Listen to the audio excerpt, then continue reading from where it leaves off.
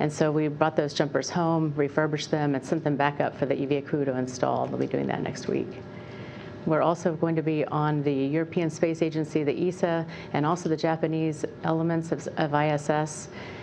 For ESA, we'll be on the Bartolomeo platform with an electrical jumper, trying to prepare for some payload installations. And for JAXA, we'll be essentially reinstalling a blanket that's come loose.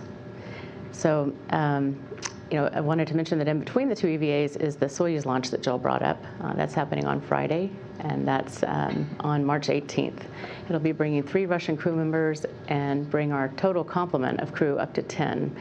And it'll be 10 until March 30th, when, as Joel said, we'll be bringing home the crewmates Pyotr, Anton, and Mark on 65 Soyuz. So they'll undock on the 30th and land in Kazakhstan. Just a few hours later, that will be the launch of the Axiom 1 mission. And this is a private astronaut mission. There'll be 4 private astronauts on a crewed Dragon. And we look forward to welcoming this private astronaut team to ISS. They'll be staying a little over a week, and they'll be doing a lot of science and outreach activities. And then, the types of things they'll be doing include all kinds of like Earth observation and talking to schools. So it'll be an exciting 8 days or so while they're docked. And then in mid-April, around no earlier than April 15th, we're looking at the launch of Crew 4. And so, this was after Axiom has returned. And then a few days later, we'll bring home Crew 3. In other words, Crew 3 will be tour through ISS and make sure everything is well understood, where everything is located, and that kind of thing. And then in May, as Joel mentioned, we'll have the uncrewed vehicle, the Boeing Orbital Flight Test 2. And then in June, we'll have a SpaceX uncrewed cargo vehicle as well. So it's an incredibly busy spring. And I did want to mention that over the course of just a few weeks, we'll have 18 people that will be living on board ISS and working on board ISS, including the crew that's there right now. So again, incredibly busy time. And with that, I'm going to hand it over to the flight control team now to talk about the EVAs. All right. Hey, good afternoon. I'm Mike Lammers. I'm the lead flight director for ISS EVA 79, the one that we are doing tomorrow. And time of that EVA starting tomorrow will be hatch open at 7:10 Central. Our crew members are Kayla Barron as EV1 and Rajachari as EV2. This is Kayla's second EVA and Raj's first.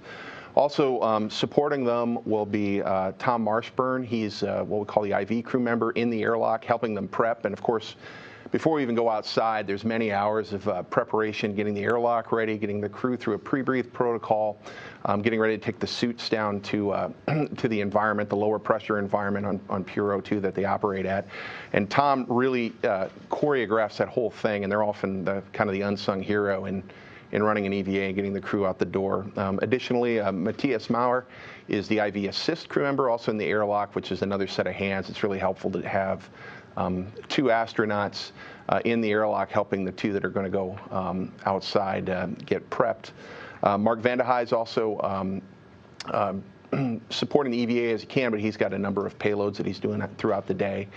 So we'll continue the research on board even as we're doing an EVA.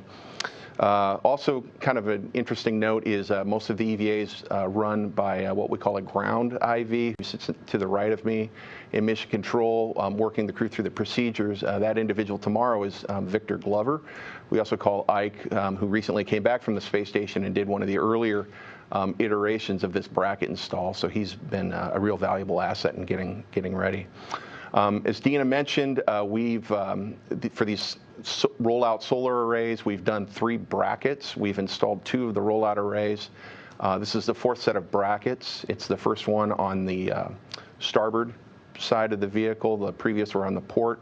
Of course, we got to park the starboard solar array and park the beta gimbal assembly that the crew is going to be working on to do that install.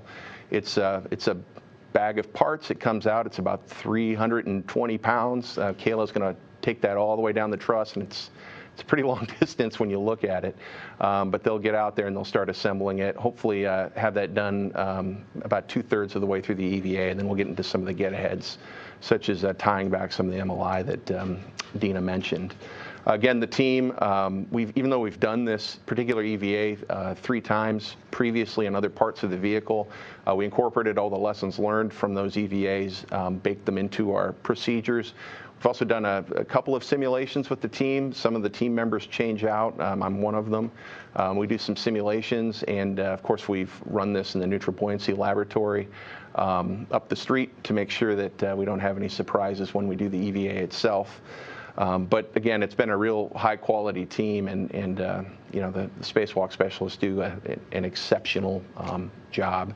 And so with that, one of those people is Sandy Moore, to my right, who has done this EVA a few times, but she'll be happy to take you through more of the details. Sure, thank you, Mike. Good afternoon, everyone. My name is Sandy Moore, and I am the lead EVA officer, or Spacewalk officer, for tomorrow's EVA. Since Mike talked to you about our crew, I'm going to step you through a bit of what our morning will look like tomorrow. So our crew will begin operations around 1:30 or so Houston time. They'll begin setting up the airlock, and then around 4:30 they'll actually begin their in-suit light exercise pre-breathe. This is where they don the suits and begin to breathe pure oxygen in their suits, doing some small exercise to jostle any nitrogen out of their blood. Once that's all complete, Tom and Matthias will move Kayla and Raja from the wall and install their simplified aid for crew rescue and put the crew into the airlock for depress. We do expect to egress around 7:10 local Houston time. And this EVA will look very similar to the one back in September, as we will be installing IROSA prep kit, as you've heard, on the Beta gimbal assembly. We'll close out the day by tying back some multi-layer insulation on some critical spares, and I'll step through some specifics to the upcoming animation. U.S. Spacewalk number 79 will begin at the Quest airlock. U.S. astronaut Kayla Barron, Navy 1, denoted by the red stripes, will egress first and receive a very large IROSA mod kit strut bag. U.S. astronaut Raja Chari, in the plain white suit, will egress second with a crew-like bag. After quick buddy checks, EV1 will head up to Phase 1 and out to the S4 integrated equipment assembly, pausing momentarily to drop her Fairlead green hook just inboard of the solar alpha rotary joint, and then continue her translation out to the S4 3 Alpha integrated equipment assembly, where she will stow the large IROSA mod kit strut bag and prep for the building of the upper triangle of the mod kit. Meanwhile, EV2 will follow EV1 up to Phase 1. EV2 will stop at the starboard CETA cart, where he will temp stow a crew-lock bag of tools and retrieve a foot restraint and a worksite interface extender known as a WIFAC, and then translate outboard, pausing momentarily to drop his Fairlead green hook just inboard of the solar alpha rotary joint. Continuing outboard, EV2 will cross over to the radiator side of the IEA and stow the foot restraint and the worksite interface extender into the worksite interface number 26. EV2 will then set up the foot restraint for optimum IROSA mod kit upper triangle installation, and then translate over to join EV1 to begin assembling the upper triangle. EV1 and EV2 will work together to build the upper triangle. The crew will build the triangular segment loosely, and then will tighten up the structure by driving the bolts to torque. EV2 will then translate over to and ingress the foot restraint. EV1 will reposition for the handoff, and EV1 will hand off the upper triangle to EV2. EV2 will lay back and work to soft dock the segment onto the Beta gimbal assembly and then drive for bolt. EV1 will temp stow her PGT with a short socket on a local handrail, while EV2 will egress the foot restraint and bias it to the left-hand side. EV1 will go over to the back and retrieve the left mid strut and work to pass this off to EV2 for a body restraint tether stow. EV2 will then re-ingress the foot restraint, while EV1 retrieves the long 8-foot lower strut from the bag and hands it to EV2. While EV2 holds the long lower strut, EV1 will reposition to the solar array blanket box, or SOB, for the install of the left lower strut. As a team, the crew will move the strut into position, and EV1 will begin driving this bolt by hand 4 turns. EV2 will then work to align and drive his bolt on the mounting bracket side 2 turns, and then EV1 will work to complete the torque on this bolt by driving with the pistol grip tool to a high torque, and then following with an even higher torque on the torque wrench. Once the bolt is deemed good, EV2 will be given a go to drive his bolt to torque using the pistol grip tool, and this completes our minimum config. EV1 will reposition to the beta gimbal assembly, and EV2 will hand off the telescoping mid-strut for install. EV1 will work to soft dock the side pad onto the BGA, while EV2 holds his clevis bolt side in place. EV1 will start her floor bolt 2 turns with the pistol grip tool, and then EV2 will drive his clevis bolt to torque on the mounting bracket. EV1 will then complete her 4 bolts with her pistol grip tool, and then EV2 will drive his bolt to torque. EV2 will then egress and reposition the foot restraint to bias it to the right-hand side, the mod kit. The crew will then repeat the handoff sequence. First, the mid-strut for body restraint tether stow, foot restraint ingress, followed by handoff of the very long lower right strut. EV1 will then reposition to the right-hand side of the 3 alpha beta gimbal assembly, and an analogous install strategy will unfold. EV1 will position at the right sob bearing for lower strut install and drive the lower strut bolt to torque. EV1 will drive his clevis bolts to the mounting bracket. EV1 will then reposition at the BGA, and they will hand off the right telescoping mid-strut following the same install strategy. Once complete, EV1 will translate onto the mid-strut and drive 2 collar bolts to torque to lock out the telescoping mechanism and rigidize the right-hand side. EV2 will then egress the foot restraint and begin to clean up. Once the multi-layer installation, or MLI, is fully closed and wire tied down, EV1 will reposition to repeat the collar bolt and MLI ops on the left-hand side. EV2 will then translate around the integrated equipment assembly and stow the tools back in the bag. He'll then fold it in up to third for ready for translation in later in the EVA. EV2 will then translate back around the IEA to the foot restraint and work to stow the foot restraint and the worksite interface extender on his body restraint tether. EV1, in the meanwhile, will translate over to the non-radiator side of the IEA to take some still imagery of the completed mod kit. EV1 will then translate out to S6 to our battery charge discharge unit. She will begin installing some wire ties on a handrail and prep for restraining the MLI, or multi-layer insulation that covers the battery charge discharge unit. Meanwhile, EV2 will translate out to the starboard seat cart to stow the foot restraint and worksite interface extender low profile on the starboard seat cart. EV2 will then retrieve the crew lock bag onto his body restraint tether and head back out to S6 to join EV1. Both crew will work together to open the multi-layer insulation covering the battery charge discharge units. This will allow for robotic access when needed in the future. They'll perform some on-orbit origami, board it to the shape of a triangle, and restrain it out with a wire tie to a local handrail. The crew will then work to brake torque first on H1 followed by H2, and then restrain the other MLI back to open and expose the second battery charge discharge unit, and then work to brake torque and reinstall to a known lower torque on the second battery charge discharge unit. Both crew then will clean up and retrieve the crew lock bag to the BRT, or body restraint tether, and begin to head inboard for the completion of the EVA. EV2 will lead the way in, since he led with second outboard, translate across the IEA, retrieve his fairlead green hook, translate under the MT, and at the CETA handrail bridge, translate nadir down to our airlock. EV1, in the meanwhile, will translate to the S4 IEA, retrieve the folded up mod kit bag, grab her fairlead green hook, translate past the CETA carts, hitting those brake pedals, down the CETA handrail bridge and to the airlock, concluding a very successful US Spacewalk number 79.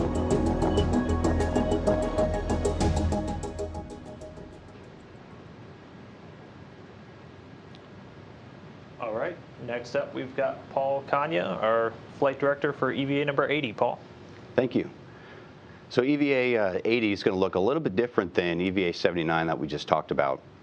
We're actually going to have our crew members at separate locations for the majority of the EVA.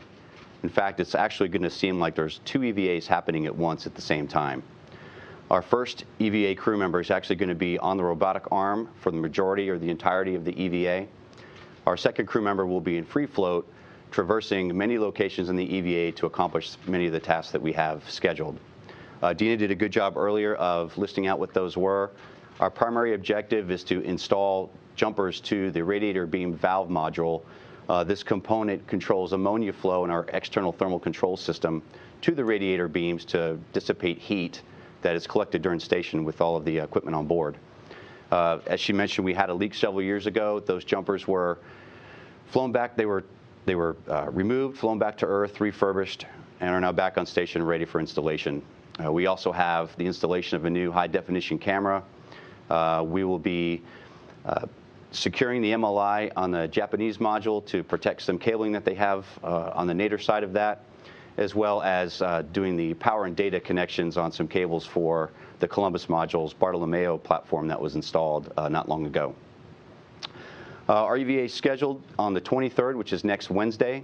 Out the door time, like 79, will be around 7:15 a.m.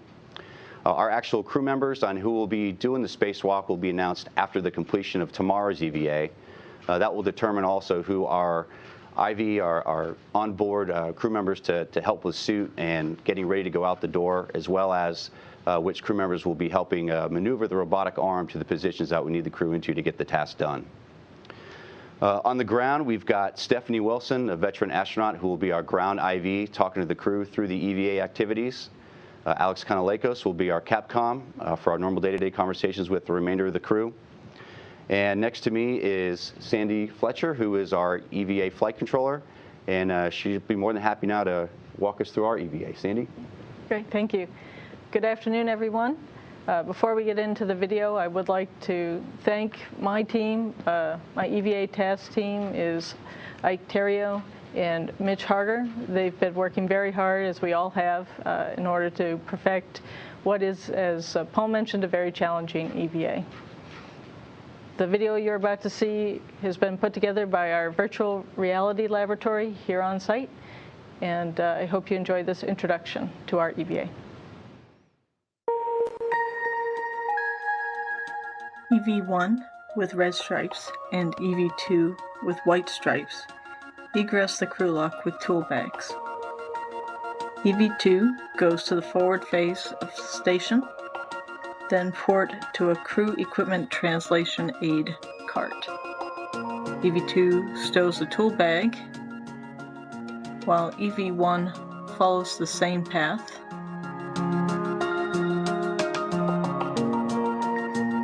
EV1 retrieves a portable foot restraint and installs it in the robotic arm. After EV1 ingresses the foot restraint, the robotic arm operator flies the crew member to the most inboard port radiator beam valve module worksite. Meanwhile, EV2 follows the nadir handrail path and picks up a previously deployed cable reel bag.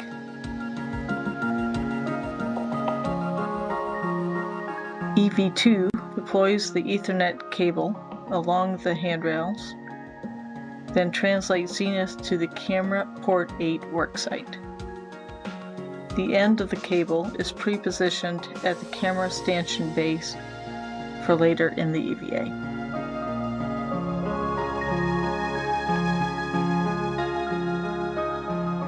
EV2 retraces the path back to the crew equipment translation aid cart, drops off the now empty reel bag, and takes a different bag to the US laboratory module.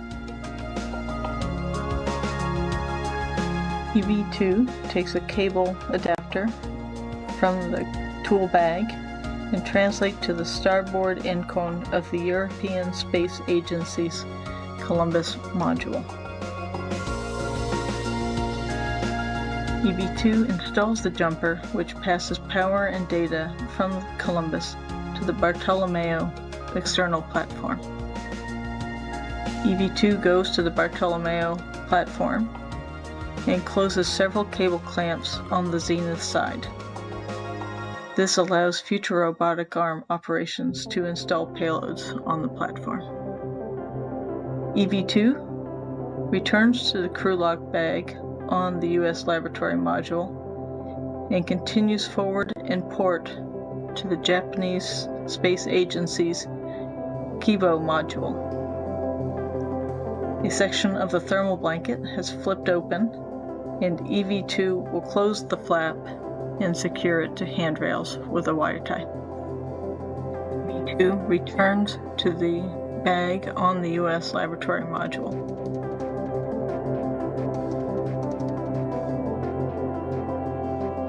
EV1 installs 2 ammonia line jumpers, which were removed on an earlier EVA because of a small leak. The jumpers were refurbished, leak checked, and reflown. After mating the jumpers, fluid quick disconnects. EV1 will mate 2 electrical connectors, which will provide heater power. After completing the jumper task, the robotic arm operator flies EV1 to the camera port 8 worksite.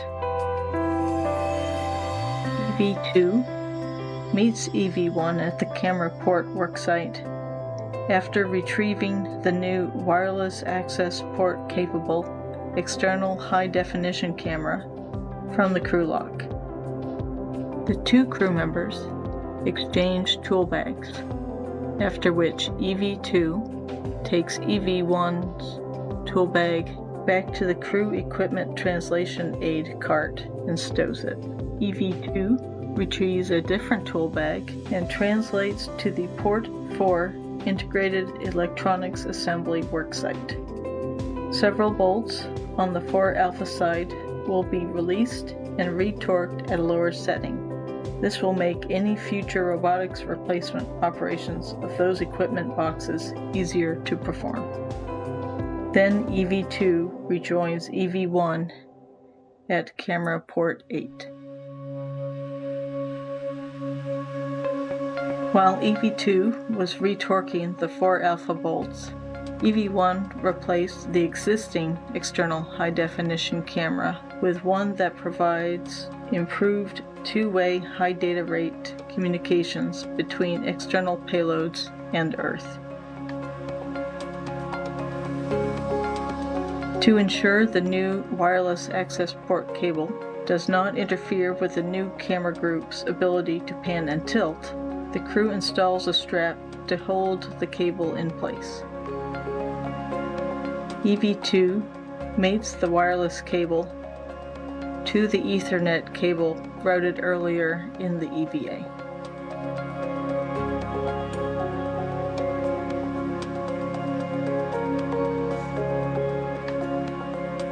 After the camera changeout is complete, EV1 is flown to the nadir side of station to the port radiator grapple bar worksite.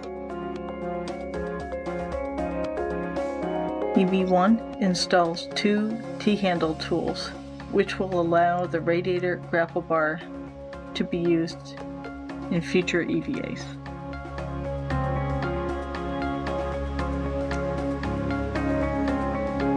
EV1 is then returned to the forward face of the space station, egresses the robotic arm, and returns the foot restraint to the port cart. While EV1 performs the T-handle tool installation, EV2 translates to a panel on the aft side of the truss. EV2 moves an electrical connector from a non-functional connector to a cable which can provide power. EV2 then picks up tool bags and returns them back to the airlock.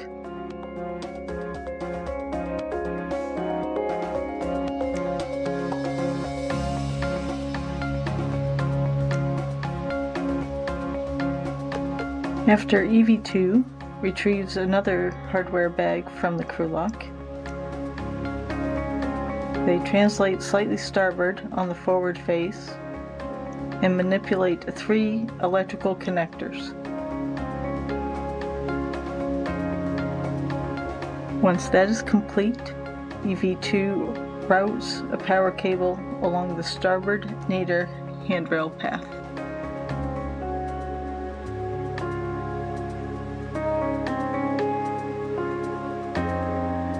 EV1 picks up the remaining tool bags and, depending on timing, returns to the crew lock or assists EV2 in routing the cable, Zenith, to the pump module. This completes the planned tasks for the radiator beam valve module jumper install EVA.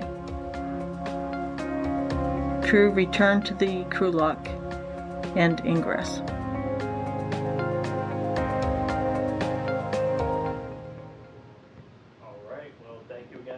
Briefers for those intro remarks. Now we're going to get over to questions. I'm going to start with questions here in the room, and then we're going to go to our phone bridge. A reminder, if you're on the phone bridge and you have a question, press *1 to get added into the queue. If your question's been answered, you can hit *2 to withdraw it. And in the interest of time, please limit it to one question so we can try to get to as many as we possibly can. So with that, we'll start off here in the room. We've got Mark Carreau. Thank you, Mark Carreau, for Aviation Week and Space Technology. I do have one question, and that regards the performance so far of the two iROSAs that were installed. And if you can, when do the next two launch? The iROSA arrays have been performing without issue, and so we're real happy with the performance. As you know, we had a couple of challenges in the install. We've made those changes for the next set of solar arrays, and but we don't anticipate any issues with that. In fact, I was out at the plant about a month ago, and the new arrays, they look awesome.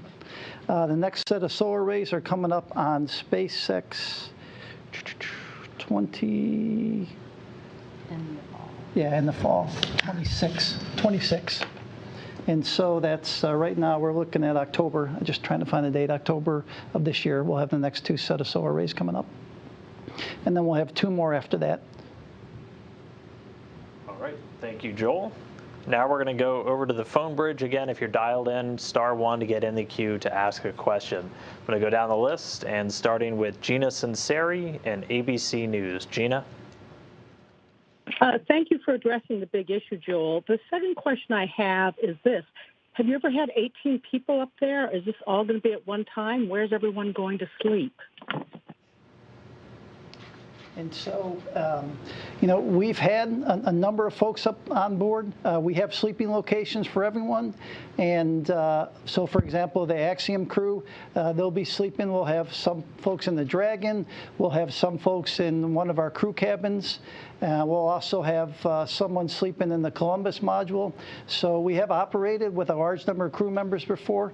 The biggest challenge is making sure our ECLIS system, our life support system, can support. But we've had that support. The teams are ready to go, and we're looking forward to having these crew members on board.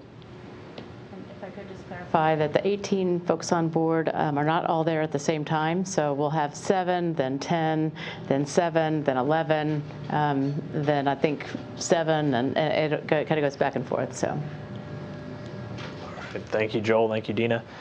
Next up, we have Kristen Fisher with CNN. Kristen? Hello. Thank you, everyone, for doing this. I know you're very busy, so appreciate it.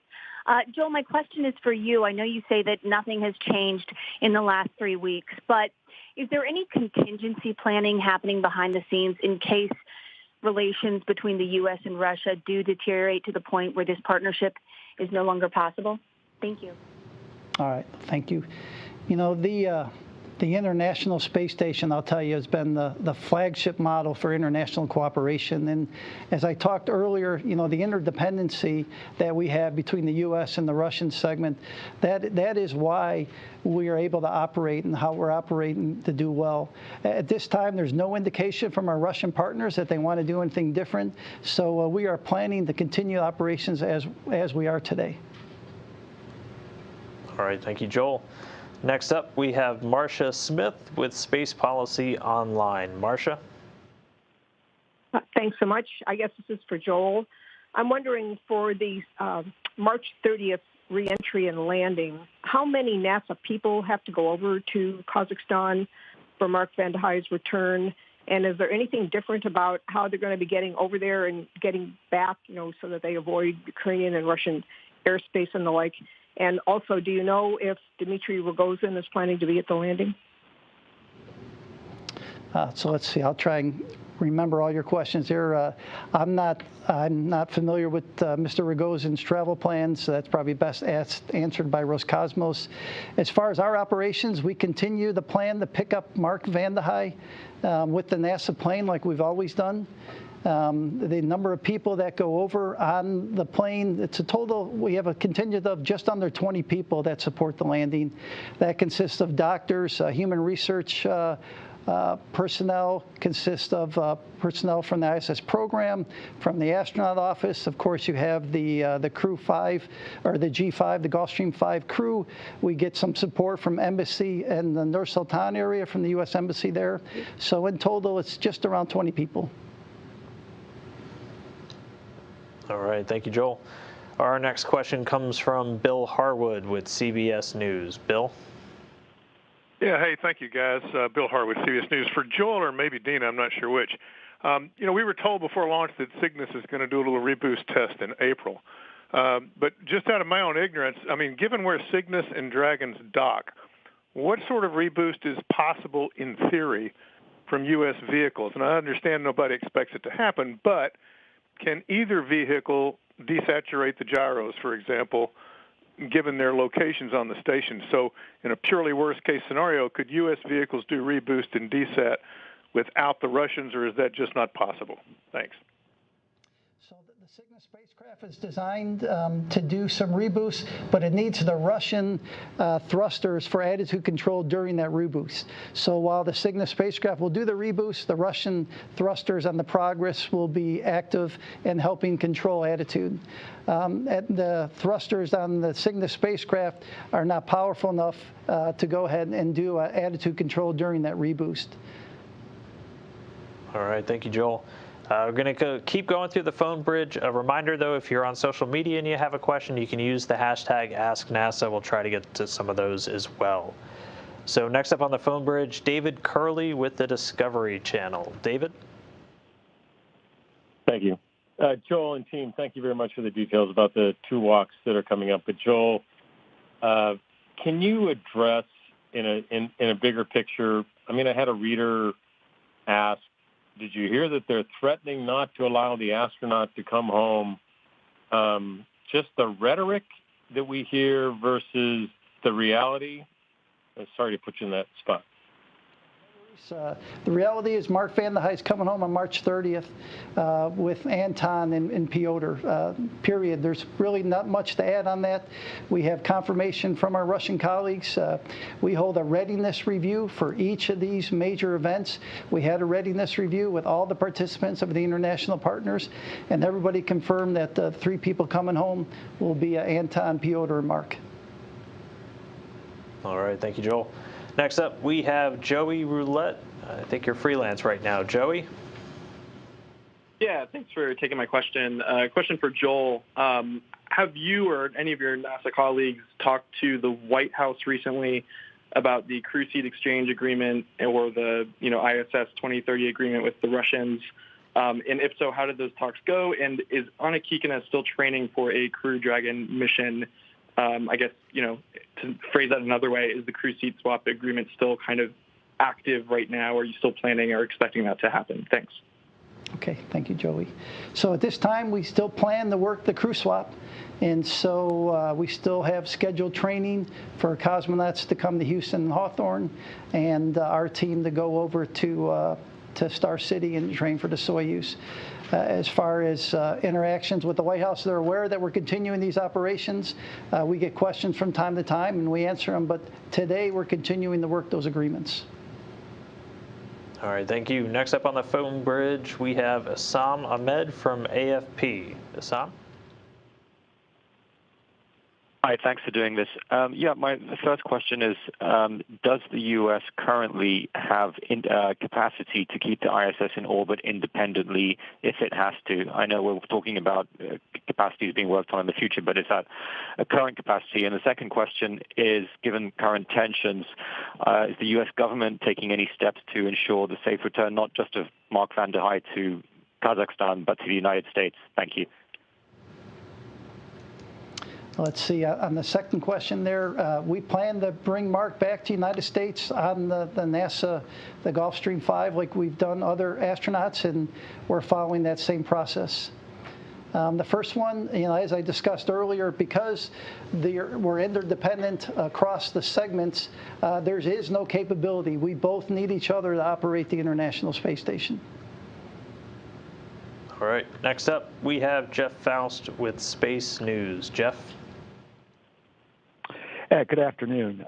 Question for Joel or for Paul. I'm just curious on the rationale for waiting until after this week's EVA before selecting the crew for the next EVA next week. Is it a crew training, crew rest sort of issue, or what other factors go into that? Thanks.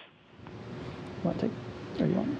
Sure. It's the idea of the astronaut office and who they select for the actual mission will be determined based on the outcome of the spacewalk. There are a lot of physical implications that could happen based on the crew members' performance, and based on the results of the EVA and different activities that have to be worked through, or issues with the suits or anything like that, will determine who can actually go out the door on the following EVA. So a lot of little variables that we'll take a look at, and our team, along with the astronaut office, will make a determination after tomorrow's EVA on which crew members will be the ones to go out. And we'll be sure to let everybody know on our social media channels on nasa.gov as soon as we have those names. Thanks, Paul. Okay, our last one on the phone bridge for now, Tom Clark, Sky News UK. Tom? Hi there. Yeah, thanks very much for taking my question. Can you give me any sense of what morale is like between astronauts from NASA and ESA and their cosmonaut colleagues up there? They must have heard some of that quite dangerous rhetoric that we've got down here on Earth. And is there a concern that any impact on morale could affect the safety of the EVAs and this forthcoming busy period that you're describing? You've heard this before, but when you're in space, there's no borders. You don't see country lines or state lines. So the teams continue to work together. Are they aware of what's going on Earth? Absolutely. But the teams are professional. The astronauts and cosmonauts are some of the most professional groups you'll ever see. They continue to operate well. They continue to operate, above all this work, and there's really no tensions with the team. This is what they've been trained to do, a job, and they're up there doing that job. All right, thank you, Joel. Switching over to social media real quick, I do have one for our EVA 80 team. So Paul or Sandy, Raphael wanted to know the installation of a couple of T-handles on the P1 truss grapple frame. What's the purpose of doing this mod? Why are we putting those handles on? That is a very good question. They were originally installed for launch. There's a set of 4 that go onto that grapple bar. There was some concern prior to launch that they could not handle the launch loads, so those were taken off and flown separately. On the port side, which is the one we'll be working on, 2 have already been installed, and we need the robotic arm to reach the other 2. The grapple bars themselves can use the robotic arm to attach to the radiators once they're folded back up, and we can move the radiators using the robotic arm.